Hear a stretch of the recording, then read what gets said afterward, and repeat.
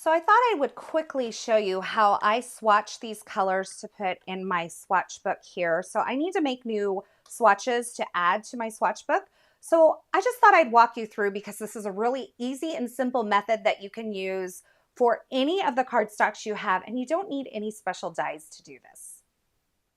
So I'm starting with these full sheets of cardstock, and I am going to cut 2-inch strips from each of these. I'll be able to use the remainder of these to create card bases or card fronts, but I like to get these into my swatch ring so that I can really see how they kind of work with other colors and build my color palettes. I use my swatch ring a lot to build color palettes, and then I'll grab the coordinating inks and that sort of thing. Now I'm using my Tonic Rotary trimmer here. This creates some really beautiful cut lines on any kind of cardstock. And I can cut several of these at once. So I'm going to cut 3 at once.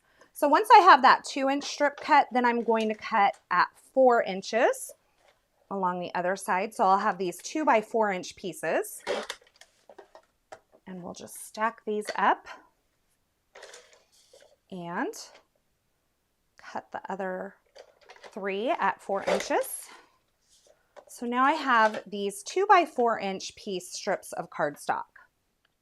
Now once I have those cut, I'm going to just pull one of my swatches off of my ring, and I'm going to take it and stack it on top of my pieces that I just cut, and I'm going to create just a little dot in the center where I have my other dot so I know where to kind of poke my holes.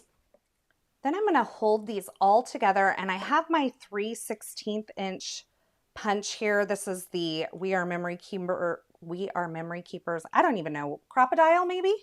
And I'm just going to hold all these together and punch all 6 of them at once. So now I have my hole in the top of my swatches that can then go on my swatch ring. To add the color names, I just have this P-Touch. This is the, let's see, Cube Plus, and it hooks to either my phone or my computer. If I'm just doing a few, then I can turn it on and I can Bluetooth to my phone. So I'll just turn it on and hook it up via Bluetooth. And then I'm going to just create my own label, text, and I'll put C9, and then I can start with Brickyard. And then I'll print it.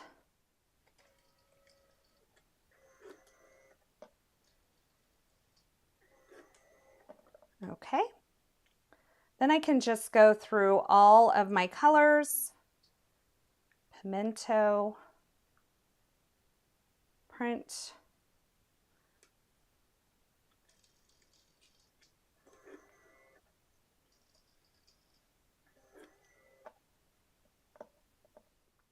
Okay, so I have all my labels printed, and one thing I love about this is it connects via Bluetooth to either my laptop or to my phone, and I don't have to plug it in because it recharges. So it's a great little label maker to have on hand. There are other label makers that I have used in the past, and I really like them, but I love being able to type on either my computer or my phone for this. So now that I have all of these printed, I'm just going to go through and add the label to each of these.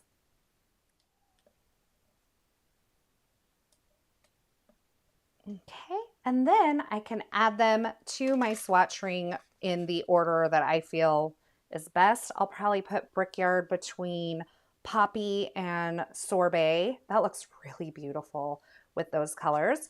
And then let's look at Starfruit. I'm thinking it's actually a little more towards the green, so I'm going to put that in front of Lemongrass there. You can see it looks really cool there. Pistachio, let's see. It is probably, I'm thinking it might be, this is eucalyptus. It's definitely not as blue as eucalyptus, so it might kind of nestle right in here. I'm thinking before avocado. So we'll put that there. Lakefront. Lakefront, I feel like, is a little more blue than juniper. So we'll keep going over to the blue area. I think I'm going to put it between Oceanside and Peacock. Okay, and then Plumberry. Plumberry's different because, and I think, I forgot to do Pimento, but I think Concord and 9th has it kind of near Carnation and Briar Rose. Oh, it looks really good. Oh, it looks really beautiful with those. That kind of messes up my whole thing there though. Let's do this and maybe put these at the front. Yeah, I think we'll rework that. So then we'll go Ballet, Carnation, Briar Rose, Plumberry, Wildberry, Dragon Fruit, Sweet Pea, Pink Lemonade, and then move in.